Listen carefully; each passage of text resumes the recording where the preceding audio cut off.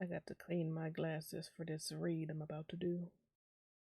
Yes, it's that serious. I know in my previous video talking about my 2 cents on the Inside the Manosphere documentary, it was more or less just me talking about the facts of the people affected by it negatively. In this video, I am going to be giving my unedited, uncensored criticism towards the poster boys of the Manosphere money laundering scheme. So not only will I be talking about, the people that Louis Theroux interviewed in the documentary, I'm also going to be talking about a few of the weirdos that have made it in the Manosphere and are running amok on social media.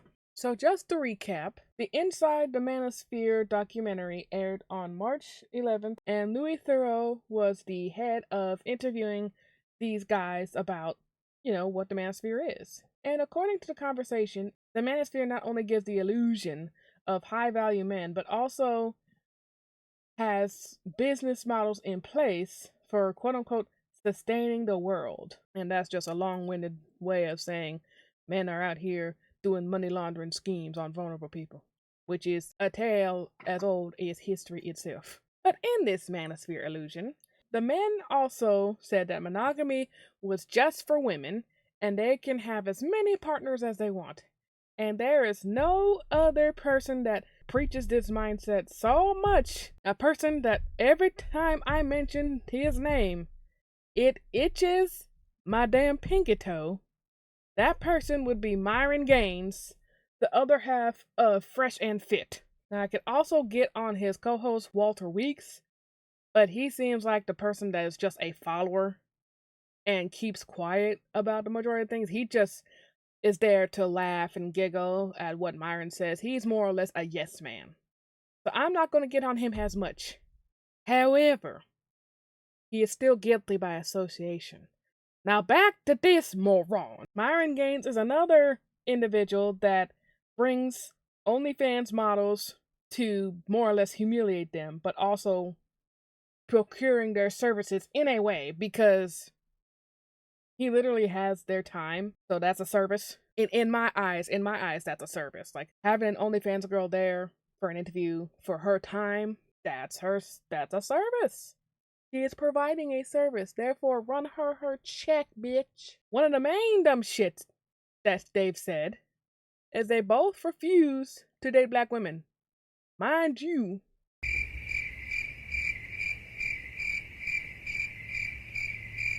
they're about as black as me, if not darker. But they bring these OnlyFans girls to make them seem like they're the smarter ones, which 9 times out of 10, they're not. They just ask more or less just question after question, not giving the women time to answer or time to think.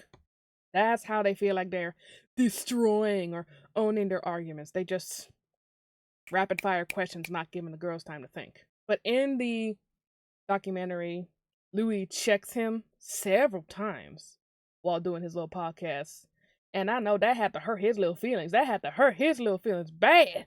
Also in this documentary, while being interviewed by Louis, he pretty much backtracks on a lot of things, especially with the whole monogamy is only for women thing, especially with his now ex-girlfriend being interviewed as well. So when she started talking, he was like, I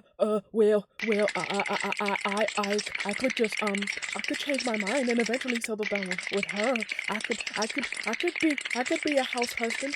I could be a house husband. I could be a really good house husband. Stop the cap. Stop the cap right now. Stop the cap. That's how much of a spineless little bitch Myron Gaines is.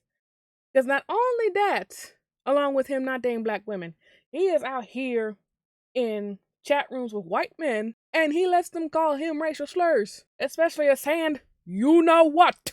I'm not going to say the word because YouTube will give my channel the old yellow treatment. And not only was he around all these racist white men in chat rooms, he was with them in real life. He is one of the, hold on, how many of these idiots were there? He was one of the 5 people that make up the League of Losers. And yes, I made a video about that. But yeah, no, he's willing to do so much coonery to where he's being called racial slurs, he's participating in anti-Semitism, and he's also putting down black women. Like, what the fuck? Like, in my humble opinion, putting down black women and making them seem lesser as a black man, that is the ultimate coonery right there. Cause then you come from a black woman, then you come out of black coochie. Am I missing something here? Unless you had a white mama, so you came out of white coochie. Is that what it is? Is that what it is? Then let me start talking about this dude before I get a notification that my credit score went down.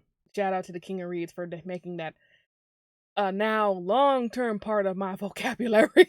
Another person who was not present at the League of Losers assembly, but very well could have been, is Adin Ross. Now, Adin Ross has been talked about many times over for how much of an absolute insufferable man-child he is. Like, he is genuinely the product of permissive parenting. Like, had his parents been more strict on his ass, he would not be like this. But no, we have parents who don't want to be parents, and now we have people who become Adin Ross because you don't want to teach your child boundaries, because you don't want to teach your child that actions have consequences. Well, he knows now as an adult that actions have consequences, but it's not like, oh, a little slap on the wrist. No, now that you're an adult in the big adult world, you have the likelihood of getting your ass beat by another adult. But I won't go too much in Adin Ross's backstory. I'm pretty sure he had a nice cushy life as a kid, only to grow up as an insufferable man baby. But his most notable rises to fame is just him being a misogynistic, transphobic, homophobic, racist, anti-Semitic, even though he claims he's Jewish, piece of shit. He started out on Twitch, but then got banned on Twitch for, I think the final nail in the coffin was him streaming adult films, but he also invited Andrew Tate on his streams, which I'll get into him in just a minute. Now he streams on Kick, which is pretty much the playground of delinquents, as I like to call it. And no better instance of him practicing misogynoir was his very vile comments towards Doechii. And I definitely made a video about this as well, talking about it, but I'm going to talk about it again because y'all can't let black women be. So after Doechii's little debacle at the Met Gala with her staff about getting an umbrella to make this big grand surprise of her outfit, which was very cute, by the way. I'll say it right here. It was very cute. I love how they did her hair and did her makeup, and the outfit was just giving. Adin Ross saw that clip and just went ballistic, calling her anything but a child of God, more or less, and just went on weeks and weeks and weeks on a one-sided beef with this woman.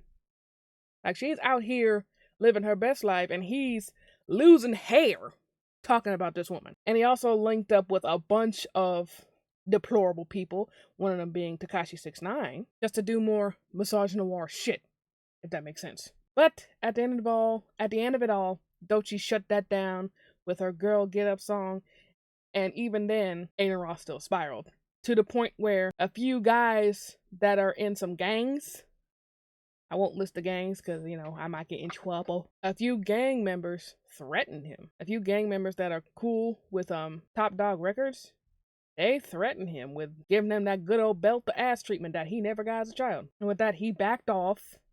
He went back into his little shell and continued doing the usual degenerate shit he does on Kick. But why is Adin Ross in this manosphere circle other than just him being an absolute moron? It's because several times he's had Andrew Tate on his streams. This man sniffed his chair, for crying out loud. This man sniffed a child sex trafficker's chair. Let that sink in. But back to the people that were interviewed in the Inside the Manosphere documentary. Another person interviewed would be Justin Waller. Now, Justin Waller wasn't an influencer as a young man. He had a whole construction company when he was 24. So it was honestly very unexpected for him to start being an influencer. Everyone just thought that he was just going to be a CEO of a construction company. Yay! But no. If only. He started making videos that were disguised as advice for men, but it's really just him making very misogynistic comments. And the thing is, the gag is, on his social media, he flaunts being oh so rich, just having oh so much money. But when Louis asked his real net worth, now mind you, it was assumed that his net worth was in the billion, like he was a billionaire. This man came out his mouth and said his net worth was well over $30 million. But according to Gig Wise, his net worth is between 10 million and 20 million. Insufficient funds. You ain't got no money. Woo. Now me, as a working class person, that's a lot of money. But to all these rich people out here, all these billionaires out here, that sounds to them, that sounds like his car declines at the Taco Bell. So these men, they're spineless, they're not that rich, and they're big old hypocrites. And there's no bigger hypocrite than Harrison Sullivan, also known as HS Tiki-Taki, which that is such a childish username. Granted, I've had some childish usernames growing up, but you know what? I grew up. That's the thing. I grew up. Harrison Sullivan projected himself as this macho man. He had all this money, all this wealth. He liked to go to the gym.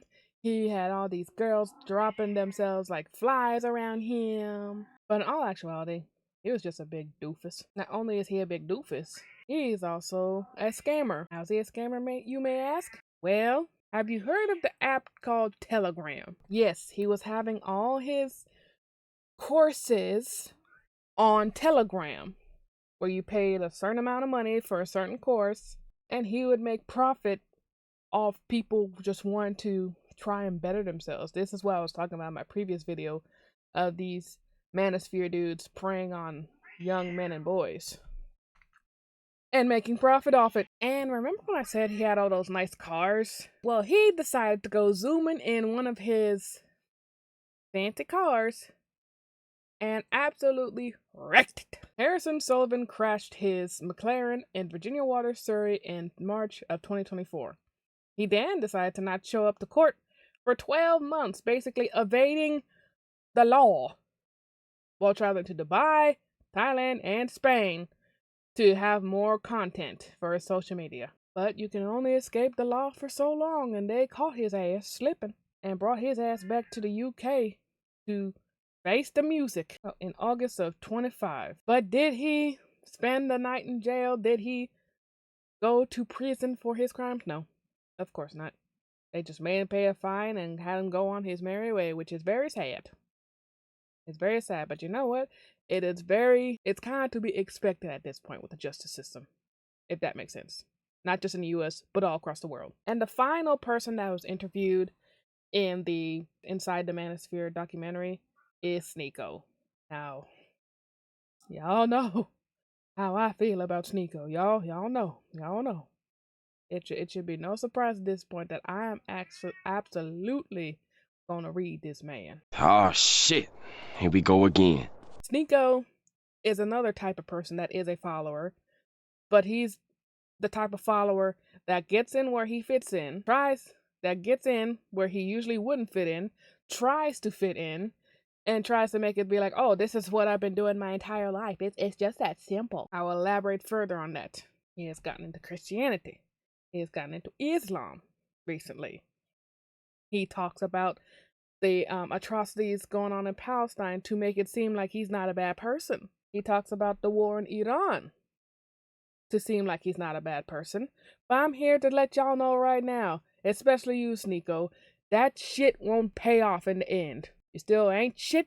You still won't be shit from here until the end of time. You will never be shit. Because why the fuck you out here hanging out with these white supremacists and a coon when you claim to be, I just try to do the best I can, love and light and everything. No, sit down. Another thing I can't stand about Sneeko, he tries to use his mixed race and his possible heritage of being Jewish as a crutch in his spat between him and Andrew Tate after the League of Losers disbanded. He's like, oh, well, he's just Andrew Tate's just an anti-Semitic man, and I don't agree with that because my grandfather was Jewish. He was a black Jewish man. Okay. And yet you still hung out with anti-Semitic people. Do you see just how dumb you sound? Do you not see that? Is that foreign to you? Now why am I bringing up Andrew Tate again with Sneeko? Because these dudes are apparently beefing. Andrew Tate is out here saying that Sneeko threw him under the bus with what happened at the Miami club. What happened with the Miami club incident? Sneeko is saying Andrew Tate threw him under the bus. It was his idea to play the song. No, it was Sneeko's idea to play the song. It was Clavicular's idea to play the song, so on and so forth. They're basically just pointing the fingers at everybody but themselves. But Andrew Tate took it a step further by alleging that Sneeko is part of the LGBTQ. And in the manosphere, being a gay man is almost as bad as being a woman in the manosphere's eyes. Now, I am going to say this not to defend Sneeko, but to defend the LGBTQ community as a whole, particularly by the bisexuals. You can like a man and still like a woman. You can like a woman and still like a man. That's the whole point of bisexuality. So what if Sneeko likes men on the occasion? That doesn't make him gay. That could make him bisexual. That could make him pansexual. That could possibly make him demisexual. I don't know. Just because you like more than one gender expression, it doesn't automatically make you gay. You don't just stamp gay on a person's forehead and just go with that. No. Just because someone likes the same sex some days. Hey, it's Editor Tam here, and I just wanted to pop in and just go further in on this specimen. Like, how are you going to talk so negatively about the LGBTQ and people that use gender affirming care when you need gender affirming care for that fuck ass hairline, sir? You need cosmetic care for those teeth and that jaw. Like, that ain't your real teeth. That's not your real teeth. And that jaw, before you got that constructive surgery, you over here looking like a parrot. But you want to talk about the LGBTQ and gender affirming care. Bitch, please. Make it make sense. Anyway, back to the video. And to be completely honest with you, bisexual men know how to have a good time, honestly. Bisexual men and women know how to have a good time. They also know how to give a good time, if you know what I mean. I'm going to get back to Andrew Tate, because he's doing everything in his power to stay relevant as a, how old is this man? As a man in his mid-40s.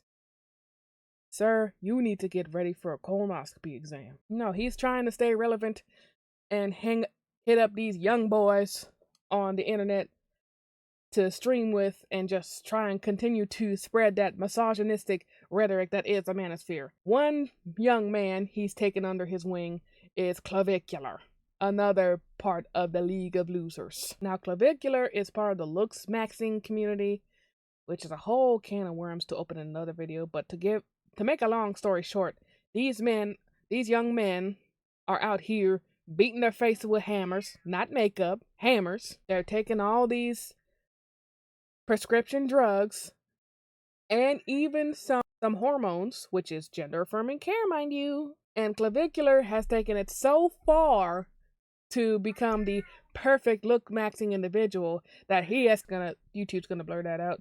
But needless to say, this man likes to party. Andrew Tate hits up Clavicular and they're doing some videos on social media, but have we forgotten that Clavicular has also gotten in trouble with the law? As of December of last year, Christmas Eve, in fact, Clavicular had gotten to a collision with an unidentified vehicle with his Tesla Cybertruck. Of course, it's a damn ugly ass Cybertruck. I'm sorry, I had to get that out my system. I had to get that out of my system. I apologize for my outburst. But unfortunately, Clavicular will not be facing charges for the incident. and is continuing to stream on Kick with Andrew Tate to this day. Needless to say, these men that project themselves as rich, manly, alpha males that have so many women just dropping at their feet are just nothing but a bunch of incel losers that just project it onto everybody else, make it everybody else's problem. And before I watch the documentary, it would absolutely behoove me as to how so many people follow this bullfuckery of a concept.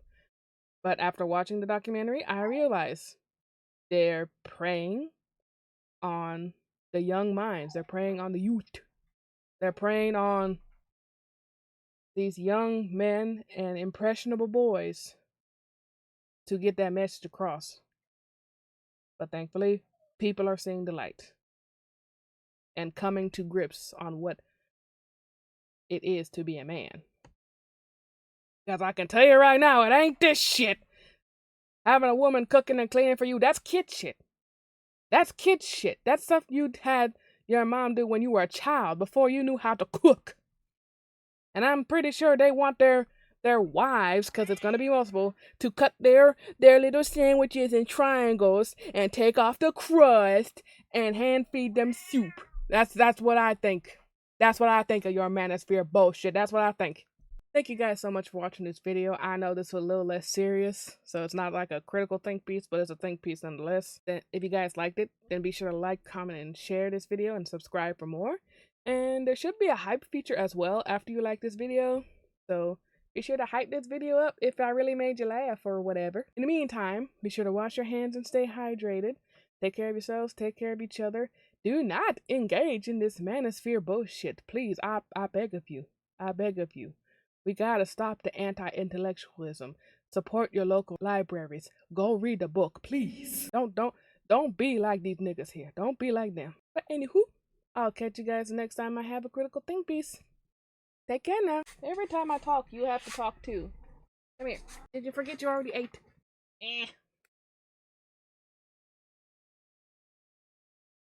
You okay? Ow. Ow.